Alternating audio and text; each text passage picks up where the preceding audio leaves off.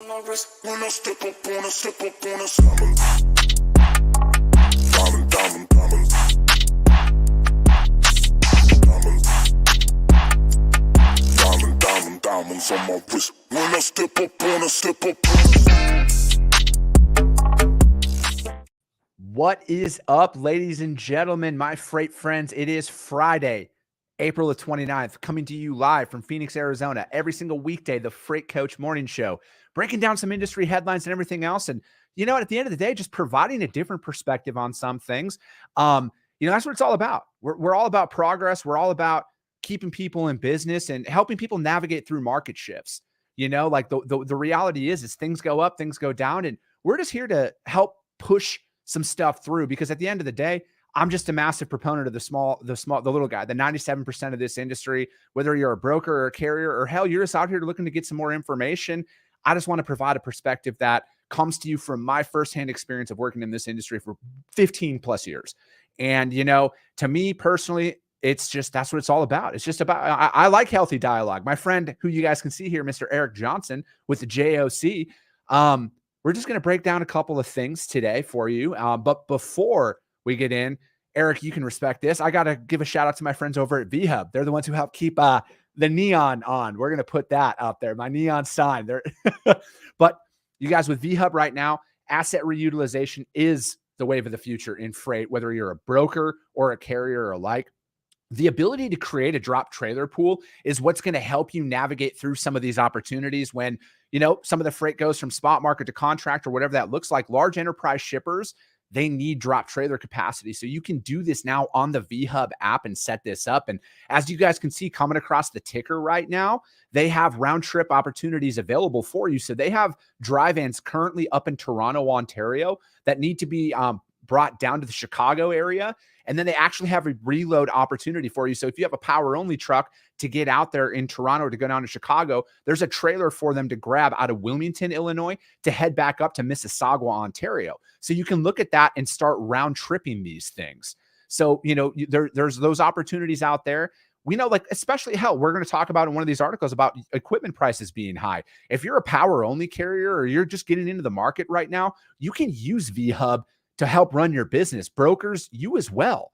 Check that out. There's ways out there. And then plus they have repositionings. So they have some trailers available right now in Glade Spring, Virginia. And what it is you can get paid to reposition that to find freight that goes up into Canada. So there's trailers that need to go to Vancouver, British Columbia, Edmonton, Alberta, as well as Winnipeg. So you can do that. You can get paid to reposition it here in the United States, because you got to have a carrier who's based in the US to do this, that has Canadian authority to reposition it from Glade Spring to grab a load to head up into one of those three locations. So again, we got to think outside of the box. It's not just a traditional way of doing things in market shifts, or hell, in any markets. You want to stand out to your customers, bring different solutions out there. So check them out, you guys. vhubapp.com. Hit up my man, Xavier Campos. He's my point of contact over there. Eric, thank you for joining me here this morning. Good morning to everybody in the comments as well already. Yeah, great to be here, Chris. Really appreciate it. I was gonna wear my backwards cap, but I didn't want to steal your style. So I'll let you own that, right? So even though I got a lot to cover up here, but Eric, I think it's like I got a movement going, man. When I was speaking at the TIA, so a couple of people had orange shirts on when I was speaking. I pointed them out. I'm like, all right, you guys, orange shirt gang, that's a thing. That's a thing now. We're bringing the orange shirt gang to life and making it happen. You should sync up with the supply chain meetup guys. That's the orange is their color too. So that would be interesting for you guys to collaborate. That would be money. Yeah. That would be money. How's your Friday, man? You've put out some good articles. So Eric's a writer for the JOC. He was on my podcast a while ago as well. And, you know, he's from JOC Journal of Commerce. My apologies. And yeah, they're out there. I'm subscribed to them because I truly enjoy the articles that they put out there. So how long have you been a writer for and everything, man? Long time, too long. It was not so much gray when I started. I started writing about logistics in 2003. I've spent going on 17 years now for working at industry specific publications. The last, actually, I think today or tomorrow is my 4-year anniversary with the JOC. So nice. So yeah, been doing it far too long at this point, but I guess that means I've accumulated some wisdom or something. So You keep coming back for it, man. It's just like freight, man. Once you make it in here, you off can't of leave. six, you You're not allowed cannot to. leave. You're not allowed It's to. dude, yeah. So I mean, before we jump in, it's International Road Check Week coming up here in a couple of weeks. So May 17th through the 19th, everybody. My episode yesterday, we kind of broke that down on some strategies to bring to your customers and everything. And then also the fuel. Diesel price, national average is up to $5.16 a gallon. And I'm going to share my screen here for a second, you guys, because a friend of mine, Adam Wingfield, sent this over to me this morning. And again, this is for the small carriers out here. And hell, even the larger carriers about it. There's apps out there to help you find the cheapest fuel in your routes. And this is something that, again, I don't know everything. I'm learning as I go here, you guys, on a lot of this stuff. So I'm going to share this out here because it's just a little whatchamacallit. It's just a little piece of, there we go, share screen. We're going to share this one here. It just kind of shows on how you can navigate through this app. I'm not affiliated with RTS Pro at all. They are not sponsoring this. This is just information that I wanted to show. As you guys can see, it's from Charlotte, North Carolina to Phoenix, Arizona is the lane. And it breaks down fuel prices and stops along the way so you can help navigate who has the most cost-effective fuel prices for you out there. And then it also lists off the discounts that are available for you guys as well. So check this stuff. It just goes like you've punched in your origin destination and it figures out what fuel is available on that route. That's interesting. On that route, yeah. And that's the thing. And again, what would be cool? You know what would be really cool? I don't even know if this is possible, but I've got to figure that a truck runs more optimally with a full tank or at a certain level, it stops running as fuel efficient as it is on a full tank.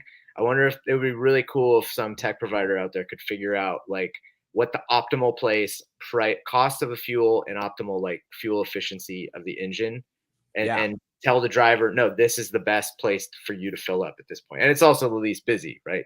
So you'd have to figure that out too. So see, that's the beauty of technology though, Eric. And I think that putting that information out there, putting those tools out there for people to utilize is what's key, because like, man, at the end of the day, not all of us have time to go to conferences and everything else, especially this small trucking company. You can't shut down a 2-truck operation for a week.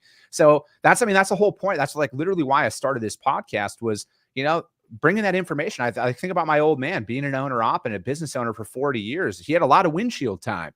It's not that, it's just like, I feel like it's our duty to bring these tools out there for people to utilize, to keep these small carriers in business, to help them navigate through these times, that are challenging, because it's no secret, man, the market's shifted. There are some things that real things that could happen, but I also think that there's a way that we can collectively work together to put some good solutions out there for people and run with that. Well, we had a chat about this. We caught up last week, and I think this cycle that we're going through, whatever you want to call it, whether it's down or something more significant, this is a really important time for us to gauge the effectiveness of tools that are meant for the smaller end of the market, whether it's independent owner operators, small fleets. There have been a whole bunch of tools that have come out in the last few years, purposely designed for those companies. And while the market was great and there were opportunities aplenty, it gave them something to run their operations more efficiently. But realistically, the benefit of those systems is going to be, can they help the smaller operators navigate a down cycle, right? So that'll be super interesting for me to track. Yeah, absolutely, man. And again, because it's like there's market shifts, there's things out there, and I'm a capitalist. I like making money, but I believe in responsible capitalism, and I feel like especially some of the brokers and the people out there who take advantage of the markets, like the brokers who are going to be inevitably posting extremely cheap freight right now. Don't even call them. Don't even bother with those guys. They're not committed to the long term. Pay attention to the brokers, like my friend Chandler McGann out of Dallas there, who are in it for the long term. The brokers who are out there now, granted, he does specialized freight and everything else, but again, you guys, you need to focus on the long term right now, because when rates fluctuate like that, again, as a broker, the one thing that will never change is your need for capacity. So I want to keep these carriers in business.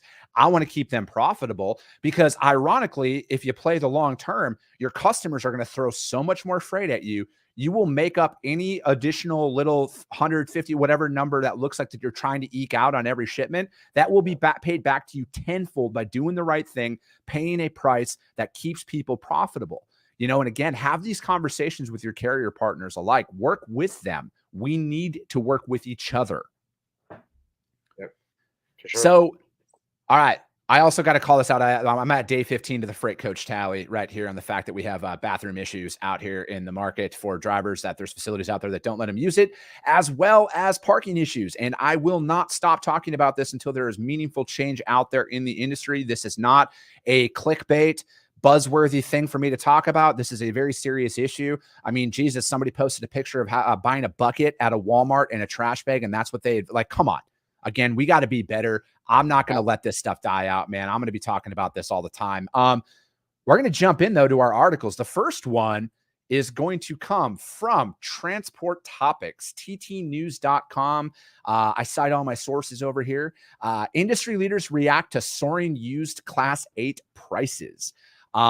This is out of Charlotte, North Carolina. The average cost of a used Class 8 truck soaring in March to more than $101,000. Trucking officials attending fleet management companies, I'm going to botch this one, Cocentric's annual conference say they fear some in the industry, especially smaller and medium companies, may be priced out of the used truck market.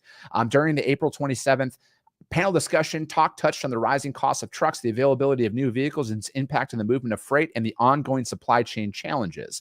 Dale Tower, the vice president of used truck dealer AmeriQuest, said that during the past year, prices have increased by 90%. He cited the latest report from ACT Research that Class 8 used trucks cost $53,000 a year ago, and that today fleets are finding little inventory on the market. Yeah, it's not great. It's like, what are some contributing factors? Like, obviously you've been writing and you've been in this industry for a long time, man. What are some contributing factors that you've seen in your career that have led to kind of some of these spikes and these ebbs and the flows? Is this more of the last 2 years being as unprecedented as they were with global shutdowns and everything else that have caused this? What from your perspective, man, what does that look like to you? I think, and I just want to be clear. I am farthest from an expert on kind of like, right in this area. Yeah. I don't really follow the asset market that closely, but it's obviously insanely important to fleets of all sizes, especially the smaller end. I think you have to look. So, this is with a caveat of me like reading a lot about this, but not necessarily being an expert on it.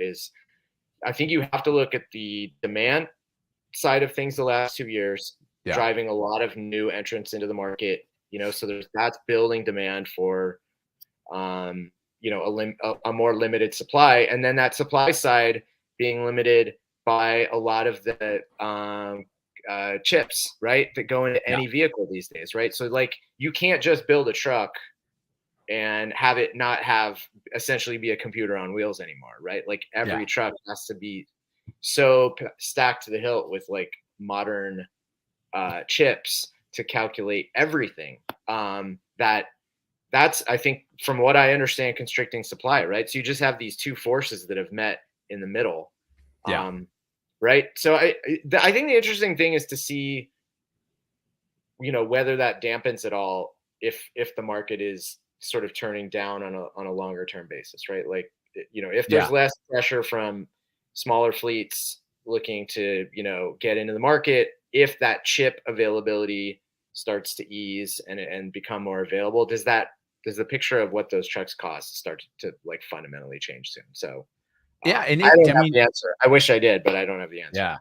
I think, like, here's what I like. And this is also, again, like, I'm all about bringing manufacturing and jobs back here to the US. Like, Intel is investing $20 billion into a facility in New Albany, Ohio, but it's not going to start producing components to 2025. And I think that, again, like, for any entrepreneur out there right now, I think if there's a way for you to design something, like to have it built here in America. Like take these times right now when it comes down to the supply chain issues and the port backups and everything else out there. A lot of that is eliminated if you can manufacture it here in the United States.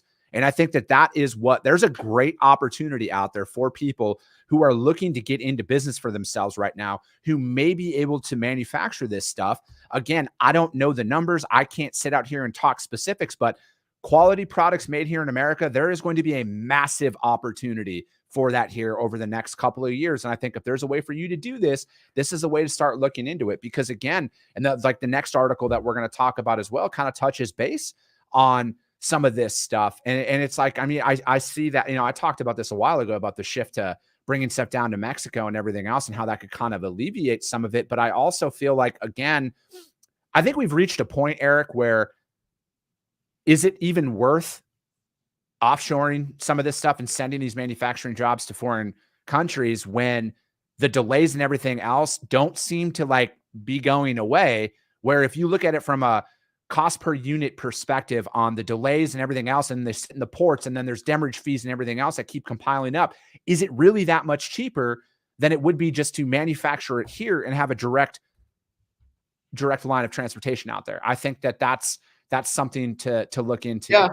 Whether it's chips, and I think chips are interesting because it's not just that it's a high value good that maybe we should decide, as a country is a good, kind of like high quality manufacturing job to be involved in. There's also national security issues, right? Like yes, more than shoes, more than tablecloths, which are not national security issues. Having the ability to be able to control the manufacture of chips going forward is obviously ultimately hugely important. So, I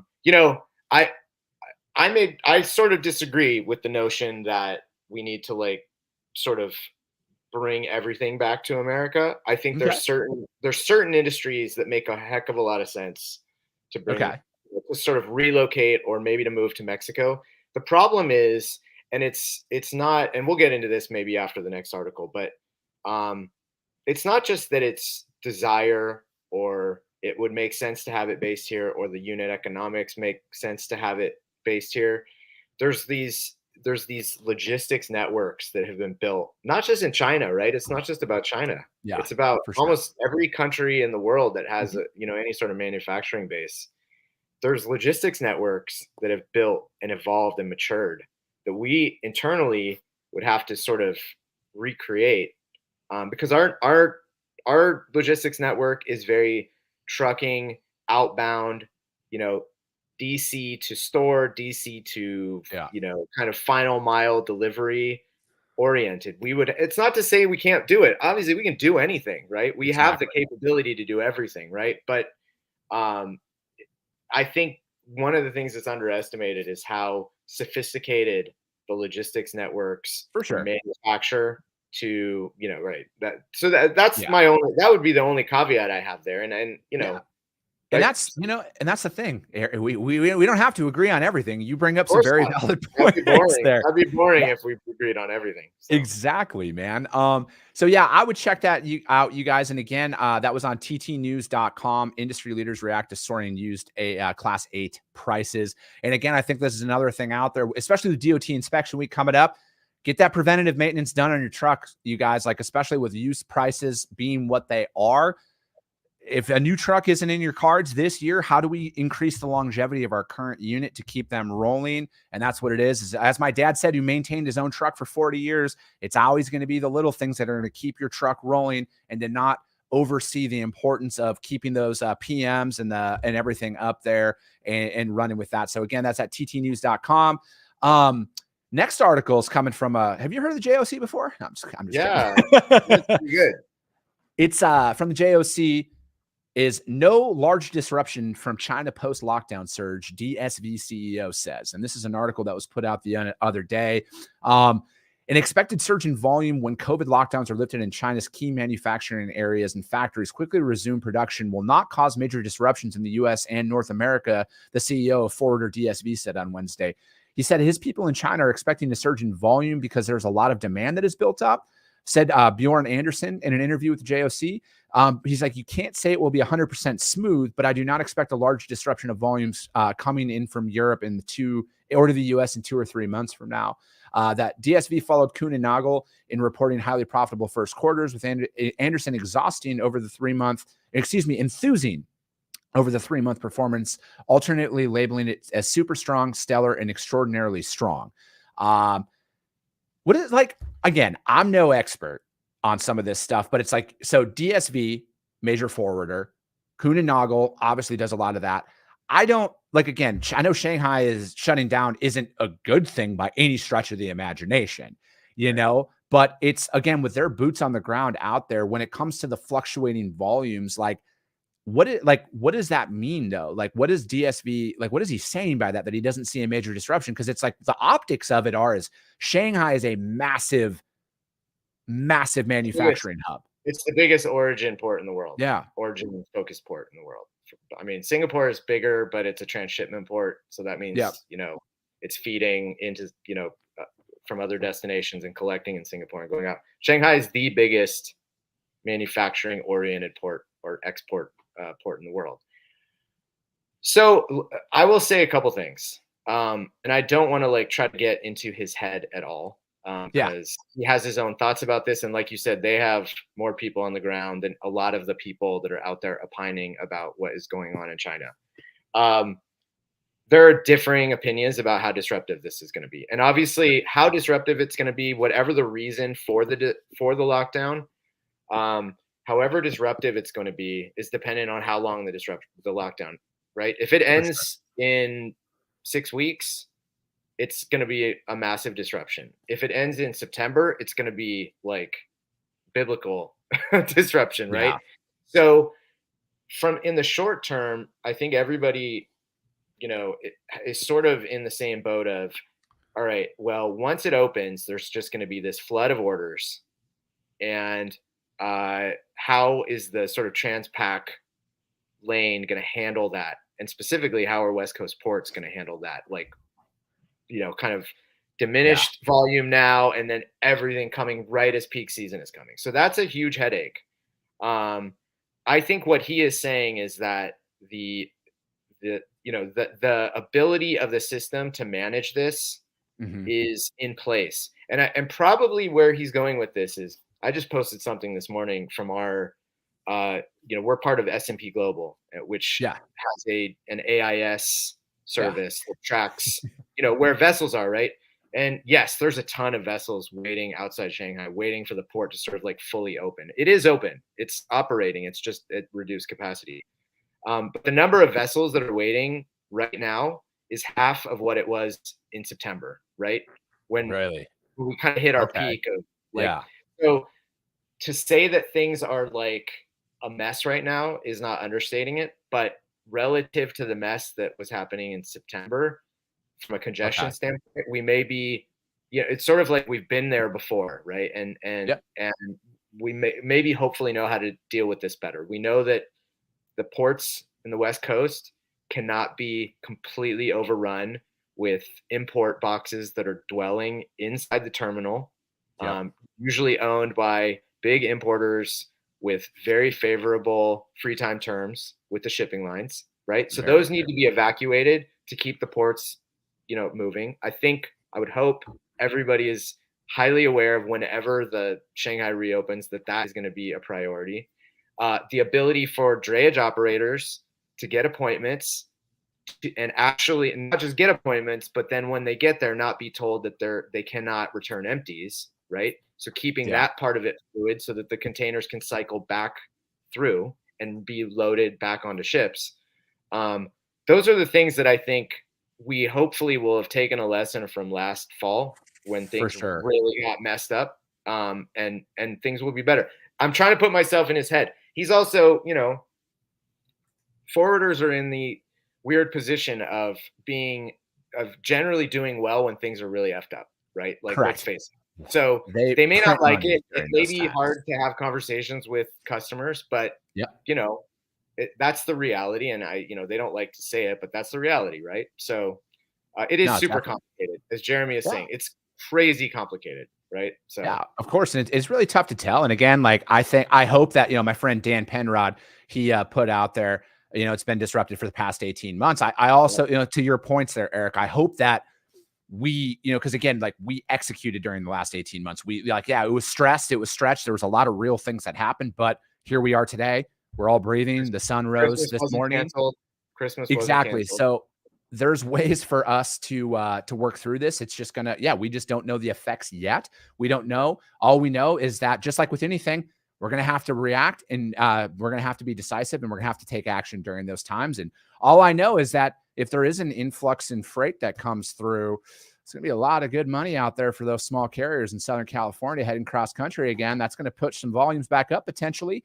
That article is from my friends over at the JOC. No large disruptions from China port post-lockdown surge, according to the DSV CEO.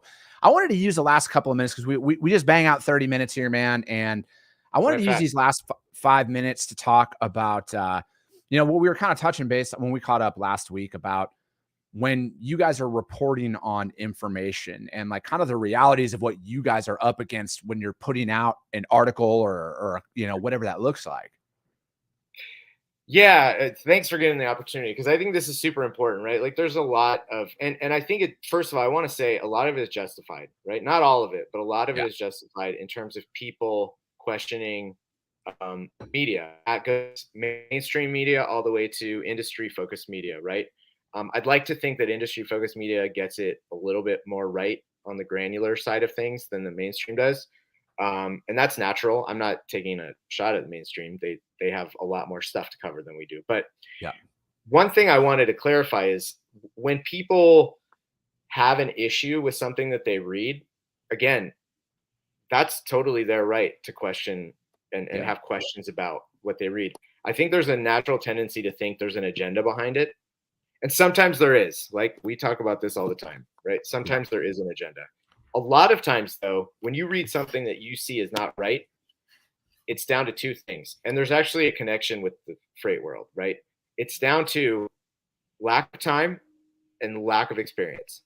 So you often find that someone in a reporting position is not out to further the agenda of their company or further the agenda of a specific source.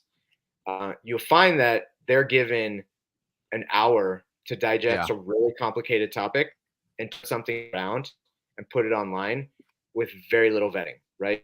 And found that the person who's responsible for doing that is often someone who's not super experienced. Sometimes that means they're not experienced covering the world of freight. Sometimes it means they're not even experienced in the world of like reporting and journalism. So they're just getting their feet under them and they're thrown a topic and it's sink or swim, right?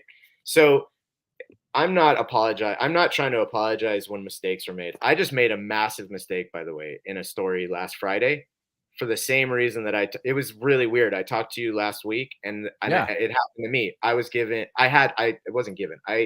rushed through a story that was pretty significant in the container shipping world. And I totally got the number of a massive penalty against the shipping line way wrong, like massively wrong. And I was able to quickly correct it. So I don't think that many people saw it.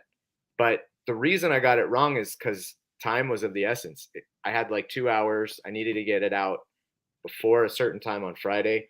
And that's really the source of a lot of the things that we see as wrong. It wasn't because I had a vendetta against anybody. It was because I had a small amount of time to digest like a 45-page ruling from the Federal Maritime Commission. And I screwed up, full stop. No one to blame but myself, but I screwed up, right? So I would just ask everyone to think about, like, when they read something they disagree with, the first inclination should be like, all right, well, what constraint was that person under? Did they not understand the issue? Did they not have any time to process all this stuff? Or are they legitimately trying to further some agenda that they have, right? Because you can figure that out over time if you don't. Absolutely, man. And I think that's key to put that out there. Because again, like I think like disagreeing, having different opinions is actually very healthy. I think it forms progress. And again, a lot of the stuff that I talk about, man, is I'm just offering a perspective on my experience that I have in this industry and how that directly affected me in my career and everything else. And yeah, you're right. I mean, at the end of the day, it just has to be about how, in my opinion, how do we keep people in business? I appreciate, and again, it's like, if you do mess up, own it. Like, hey, you know what? I was wrong. It's that simple. It's amazing how fast people forget, because they're like, hey, he owned up to it. That's kind of it for today, man. I know that was quick. I appreciate you jumping on, and I'm looking forward to having you back on more to help me break this down and bring a different perspective to the market, because that's all we need. The more perspectives we can put out there from educated people who have been in this industry for a long time, or hell, even if you haven't and you have an interesting perspective, I want to talk to you. It's all about progress to me when it boils down to it. I'll put those articles out there for you guys to check out later on today. Have a great Friday, everybody in freight. And Eric, thank you again for joining me. Thank you guys all. And we'll be talking to you guys next week at 8:30 a.m. Pacific time, every single weekday, the Freight Coach Morning Show. We'll talk to you guys soon.